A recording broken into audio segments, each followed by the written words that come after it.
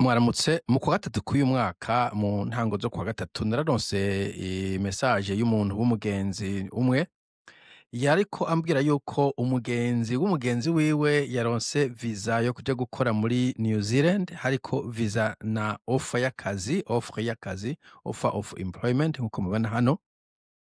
Hanyuma nk'umuntu usanzwe umenyereye ibintu vy'ama immigration mu bihugu bimwe bimwe na cane cane ibihugu vy'abongereza no kuvuga nka Canada, Australia, New Zealand surtout ndavuga nti reka ncishe kw'amaso kumbura ashobora kubona ibintu nubwo ntari umu immigration consultant ndashobora kubona ibintu bitameze neza hanyuma nca ndabona ibintu bishika nka bitanu ndabimubwira turavyumvikana ko yumva ni fake aca arabahagarika sinzi amafaranga aba yamaze kurira kuri iyo saha ariko novuga ko bari bagomba gukata itike y'indege ico gihe baca bagira imana bahagarira ngaho.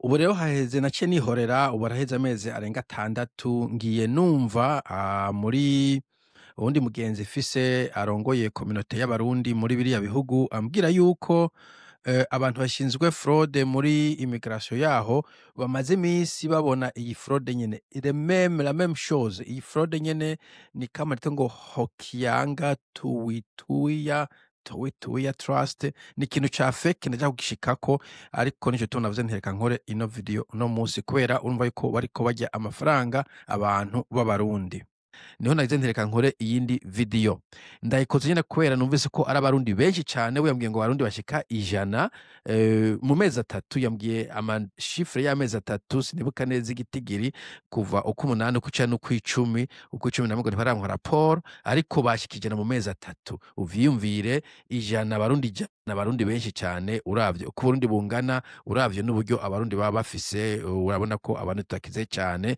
kumva ko hari umuntu ariko arabasahura amafaranga angana gutyo birababaje cane nico catuma ngira nti reka nsemerere nsube ndabivuge kubera nari nakoze video ico gihe ariko nkibaza yuko abantu benshi batayibonye nahise abantu bakeyi cane kandi nibaza ko ari kano vuga zitari nyinshi cane mugabo bikora abantu benshi muri ko muranyagwa amafaranga yanyu mwakobokeye kandi bigoye ko aboneka umenga umunyamugabo tuvuganye bivuze ko ngo waba amaze kuranga 4,500 vy'amadolari abona amafaranga menshi cane ku muntu ari mu Burundi kumbure kuri bo babona ko atari make abantu baba bari muri za New Zealand ariko ku barundi n'amafaranga menshi cyane kugira mvuze ntira nsubire nsemerere ariko nagomba imbere yuko mvuga kuri iyi ubu busuma iyi scam uyu musuma ariko aratwiba mvuge ibintu bingahe icambere mu vy'ukuri mwakwiye gukora recherche uri umuntu uri kurondera kuva kuja muri New Zealand uzakora umuntu uzi kurondera kuri internet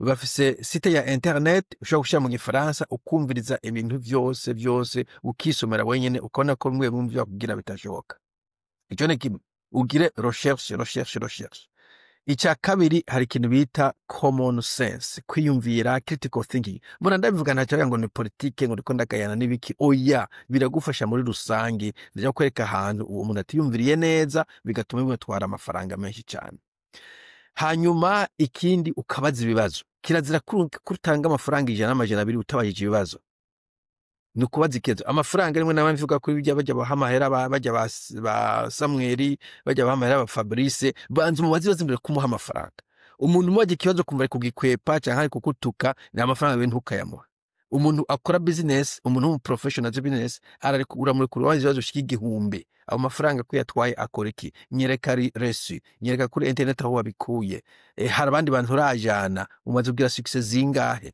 urashobora kuma abantu tukavugana canke nyereka testimonies ivyo bintu urabire kuri we nk'umuntu watanze amafaranga barundi muduze game gukora business amafaranga wakoreye ntabwo ari joke hari n'ibintu vyinshi baguza amadolari 10 gusa mugakoreko gufata telefone cyagera mu biruti ndakeneye preuve y'iki na kiriya mparesi nyereka biro vyawe urafise accreditation mu bihugu vyinshi nka New Zealand kirazira gukora immigration services utari accredited urayifise nyereka nimero yawe ugaca kuri internet ukayirondeza ziba zibonekeza nakoze video ndende kuri ivyo kumereja kushira muri description kwa cyakwiraba mugabo ico kintu ugikore usheshe yiwawe ukritikinge ubaze ibibazo ibintu nk'ivyo hamwe no kuvuga ko kubuko cya critical thinking nyene hani kintu bavuga ngo iyo idiri it is too good to be true hari gihe idiri iba too good to be true kavuga ati bon ico kintu kiraryoha kiri too good ntigishoboka ntivyumvikana.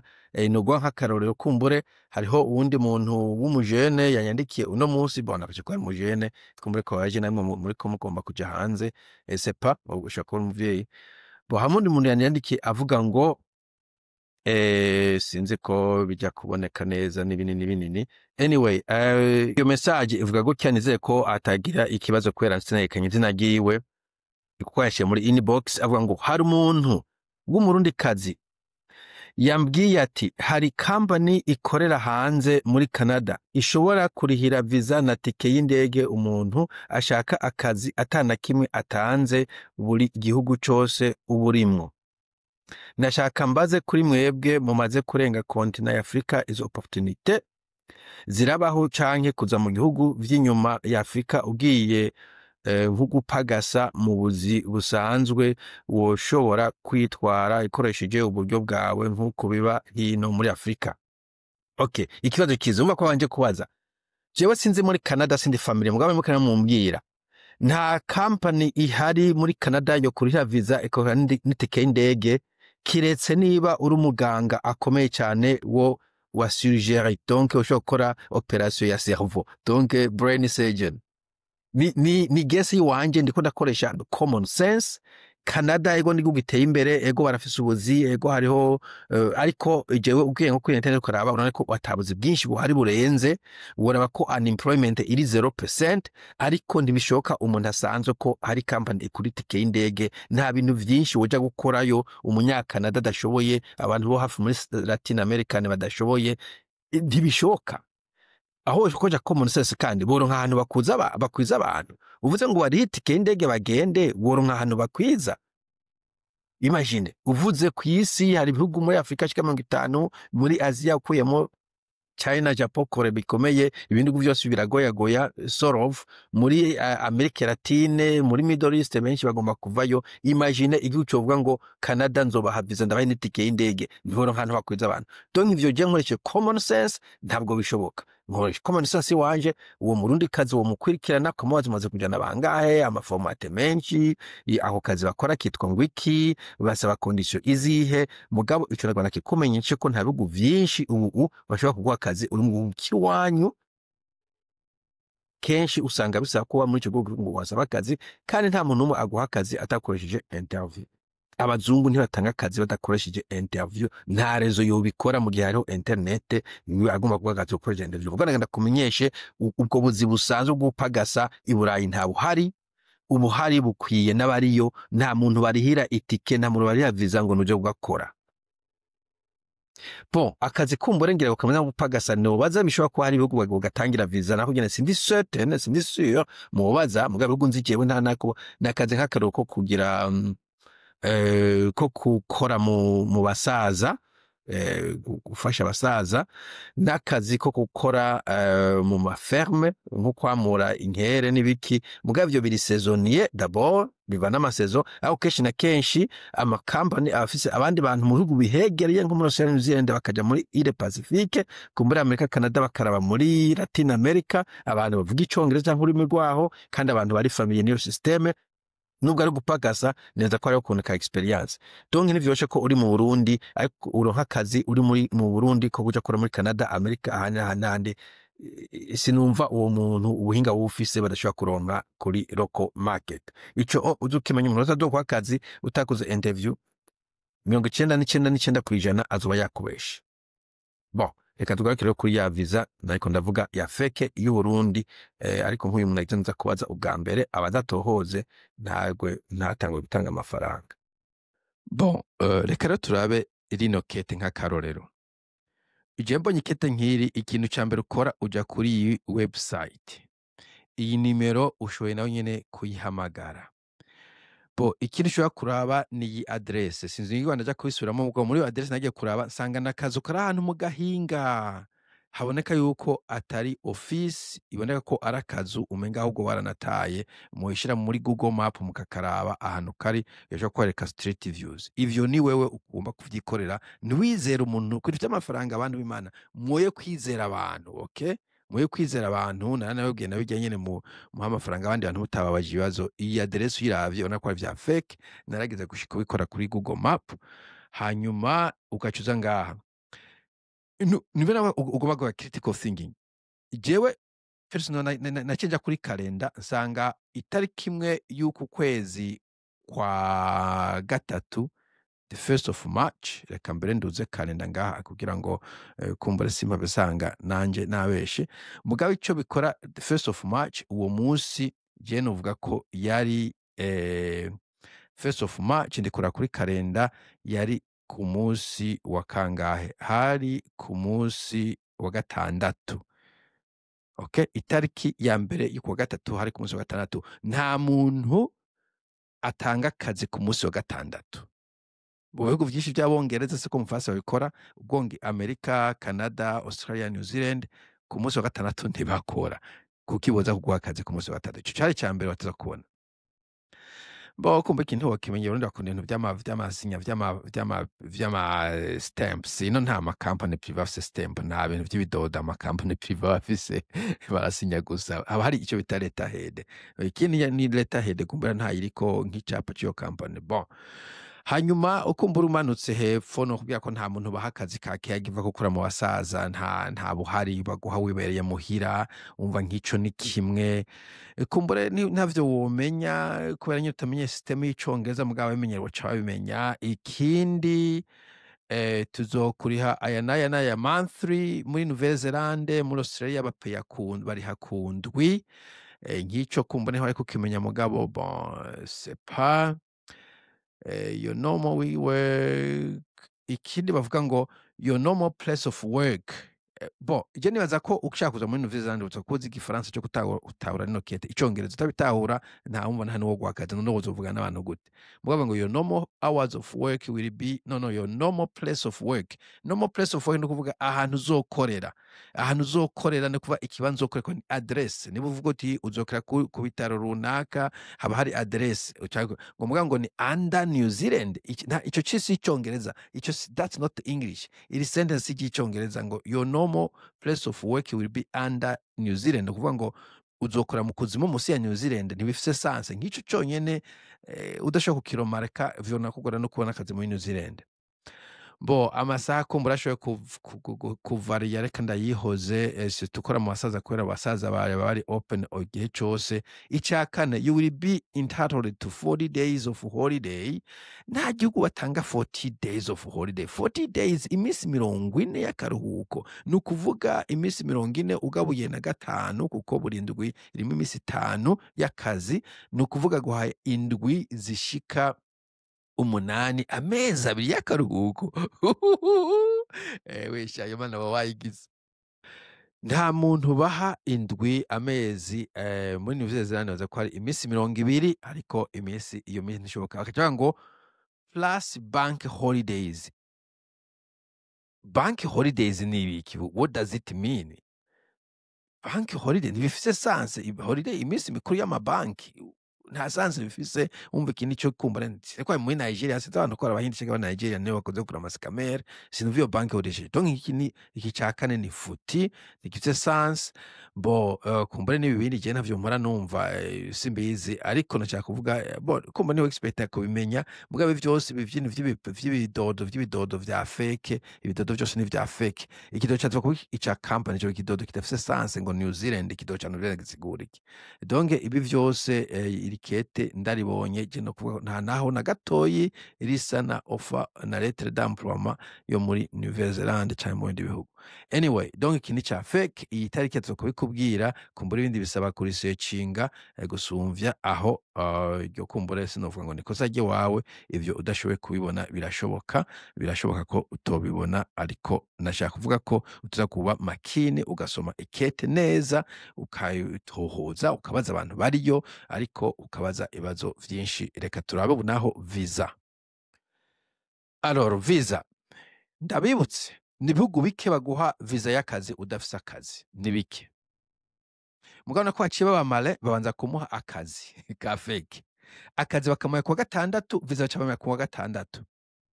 Logiquement akazi gatangwa na company iri privé, hanyuma ijya harwaka intuze, hanyuma viza igatangwa na leta.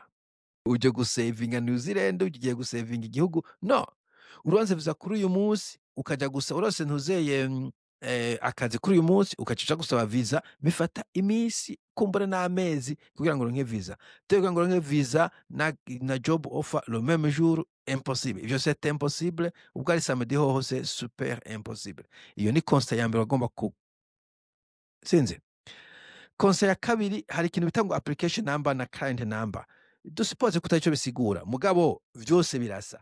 Ninde muntu afise umutwe muzima, afise logique w'umuzungu yoshira ku nomero zibiri akazita amazina abiri mugabo zose zisa? Ivyo nta logique irimwo, kiretse ko muri ibihugu bitagiramo vy'akaduruvaye. Nta muntu afise logique ashobora kugira ikintu akagiha nimero imwe, tufata ko akagira ni nimero ya registre, ina ni nimero ya client, mugabo zose zikaba zisa. What's the point yo gufata inomero zisa ukazigira kumwe? Mugabo kandi ugiye kuri internet kumbura urondera ntuze specimen nziza ya visa ya New Zealand, izi nimero zibiri zirahari mugabo ziba zitandukanye na format ibitandukanye. Ibi tujana cyemvuganira iyi ni fake, izi namba zibiri nizoshobora gusa, nivyo na sens logique nubwo utabizi ko umuntu ashira ko inomero zibiri zisa zikitwa amazina abiri atandukanye. That will be confusing.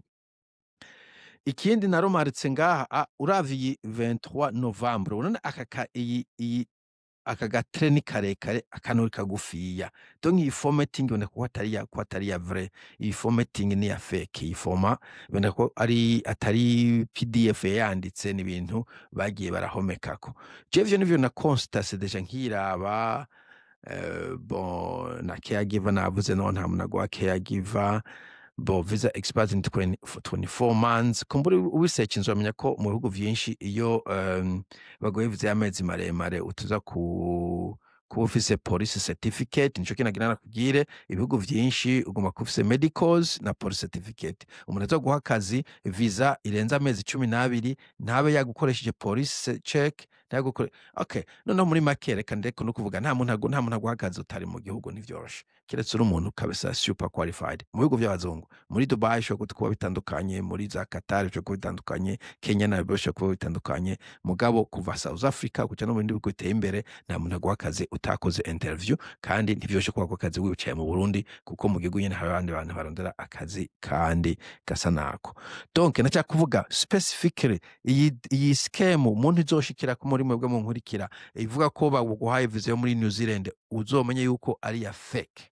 Ico konda kikurasire ko nta muntu numwe ari Burundi ico no kirahira bashobora guha akazi yicaye mu Burundi ko uja gukora muri New Zealand. Ico no kirahira la même chose na Australia, Canada. Mubaza mbwa bihugu bibiri ni bihugu ntohoza cyane gose, ndazi ko nta muntu numwe ashaka kuha visa yo kuja gukorayo yicaye mu Burundi. Impossible, forget. Ija kabiri, nta muntu numwe baha visa atakoze interview. Impossible. Nta muntu numwe aguha akazi utakoze interview. Okay? Donc nta numwe baha akazi. Icya gatatu, nta numwe baha work permit adafise job offer akazi. Ivyo cyo kumuneneza ko abo bapenjeri babimenya bakabahendagiza. Ico nico nshaka kuvuga mu kurangiza. Ariko hari yindi numvise ngo bagucisha muri za Indonesia hariya, ngo gaca muri Cook Island canke muri Chatham Island, ukagira navyo nyene. Uwo muntu wo muri immigration yavuze ko bamaze gufata abarundi, yaramubwiye niza singibuka, uvuga ko bafashe umurundi umwe yagiye kunyura muri ivyo nyene bacisha ngo mu bwato hariya. Imipaka iracunzwe mu bihugu bibiri, kandi ashobora gusubiza inyuma nubwo washize kuri aeroport. Ndo kuri aeroport barabasubiza inyuma. Sinzi umuntu yavuze ngo kuko ari ngo hari visa free ndikivuga ngo ni entry free. Hari abantu benshi bava mu Bufaransa, visa free. Ubufaransa bufise amateritware hirya no hino y'abantu atari Abafaransa, izo za Tahiti na mu bindi bihugu bafise nationalité y'Ubufaransa, barashika kuri aeroport bagasubira kuba interview, basanze bariko baradendekanya bakabasubiza inyuma. Ivyo vyama vyabaye. Donc ntagira umuntu numwe kubesha guhena ngo genda afise inzira mu kinywa bindi afise inzira hariya. Uzobanza umubaze ko hari umuntu numwe arashikana. Nico kibazo, niyo test ya mbere. Hari umuntu numwe urakoresha inzira agashikayo? Abantu yakora business karayishisa araryoherwa, avuga ati ndamaze gushikana batatu ngo uyu nakane muvugane. Jewe kubwanje ndazi ko izo nzira atanu numwe zirakunda ngo zishikeyo. Justement umuntu yabimbajije ngo hari inzira ngo uca muri Chatham, bwa okay, je nza jo mu kinyowe ntazomvuga kuko ndabibujwe n'amategeko. Mugabo ubanza umubaze hari umuntu wundi arashikanayo. inyishu ndazi ko nta numwe aba agomba gusa kurya amafaranga. Nivyo vy'ibinyene kandi uyu muntu akoresha iyi hawuraki uzomubaze ko ari umuntu n'umwe arazana, nta numwe, ko ibi vyose ni vya feke. Ibi visa ntiwonarenga no kuri ni Nairobi, sinzi ko woharenga, mais de toute façon airport ya nyuma yo muri Aziya niho boca bagusubiza inyuma, nta nubwo kwigura shika kuri airport yo muri Auckland. So donc mube maso pe, ntibabibe, si muri Australia gusa, New Zealand n'ibindi bihugu, muze muraba maso ibintu vyo kubatwara amafaranga mwakobokeye no kumaramara. Ico ni kimwe. Icya kabiri, abo ntimuvugana, za muravuga ibintu vyo kwinyegeza, vya bintu vyo gukora ibintu vyo mukinywabi, kumva ibi bintu vyabaye mu kwa gatatu abantu bakiko baragwa muri iyo manga, ntibiteye isoni. Je mu kwa gatatu ico gihe natelefonye immigration, bo bambwira ibintu vyo kuja kuza amafomu, ndavuga je ntaco ndiko ndakorera muri ibi, ivyo bizobaraba abantu baca amaso. Mugabo ibi bintu mwotangura gusemerera, ahubwo nosaba ko kumbure nk'ivyo channel zikomeye, umukubitoza, Agaciro Media, ko bogenda bakatohoza bakarondeza en fait aba bantu bariko bari babarundi, leta ikabakurikirana ikabafata, kuko bamaze kuba ngo abantu benshi cyane je ko nabumvise. Bon, sinagiye kubitohoza n'amazina y'umuntu nayanyegeje, ivyo mu kwimenyanira nyene n'ingene mukora n'inzego ziwanyu. Mugabo ndashaka gusa umuntu nkurikira, ntihagire umuntu umwe ahendwa. Izo deal ziri too good, abantu babaca amafaranga bagiye kwasabira visa zo hanze ntivyoroshe, aho kandi vyose biri kuri internet, ushobora kuvyisomera. Ntihagire umuntu azarabashira ku kabajende, abe amafaranga yanyu niwisomere, nimuvugana amakuru, nubaza abantu bariyo, nubaza internet. Ushobora gutora telefone ugatelefona immigration Canada, immigration New Zealand, immigration Australia, ukaba telefone ukabaza uti ibi bintu bimeze nuku. Ivyo bintu nivyo birashoboka, bashobora kubwiza ukuri ati no, iyo ni fake, ukabimenya utarigira uratwara amafaranga.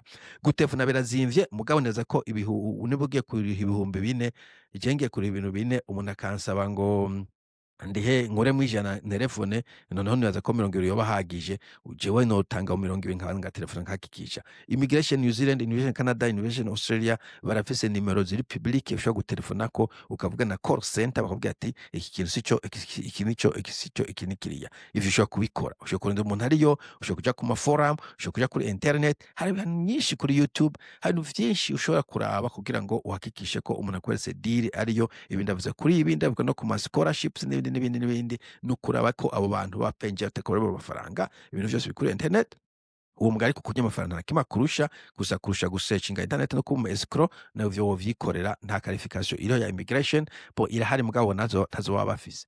Voilà, nico nashaka kuvuga. Bo iki kintu sinzi ko abantu bagifata too fed. Je ntabwo n'umu activist too much, kumbure abibwa amafaranga mushira hamwe, muronderana, kumbure mushire comment muri intuzeye, murondere umuntu abatuma, umwe mu muhagarika, abandi bareke kuguma babiba, canke murabe ko mworekipera amafaranga make mu yabatwaye. Ndazi murondeye police niba iri serieux, bo barondera bakabaza ati aya mafaranga abantu mwabariye mwayashize hehe, kumbure mushobora kuronka mu makeyi. Nababwiye ko bakoresha inzira imwe, donc bakoresha inzira imwe nkuko navuze. Iyi ibita ngo Hokianga Tui Trust, iyi ni ya fake, kandi bose numvise ko abantu akikijana bose ari bagiye barabibisha.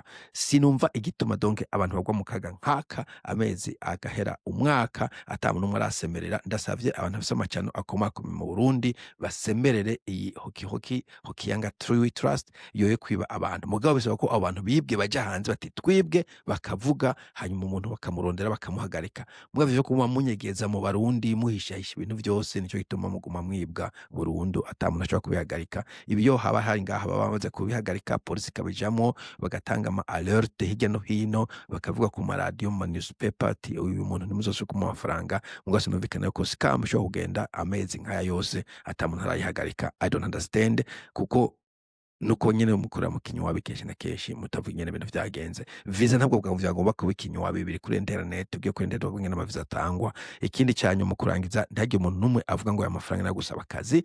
Ino nta muntu bakazi kubera yatanze amafaranga, nta mutanga amafaranga baguha akazi. Aha no utanga amafaranga baguha akazi aba ari fake, aba arabasuma akazi ukaronka kubera ukamerita. Birashika nivyo akaguha kubera bagukunze canke bakuzi, mugabo kuvuga ngo amafaranga ndaguha akazi, ivyo nyene ntibishoboka.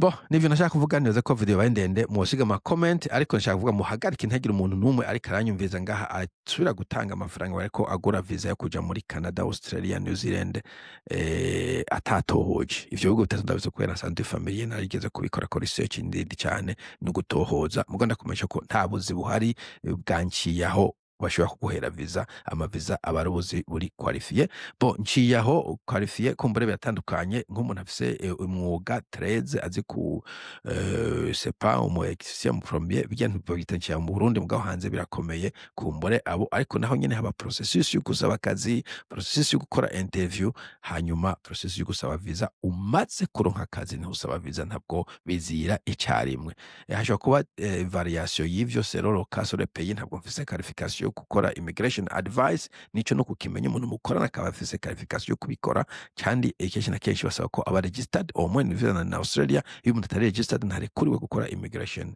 ayo ma system mu Burundi nta muntu muri registered ivyo ndabizi voilà barasaba ibindi vyinshi novuga icongereza IELTS police certificate ivyo bintu iyo utabifise kenshi na kenshi uwo muntu muswaye sawa mugira umunsi mwiza zosubira bye bye.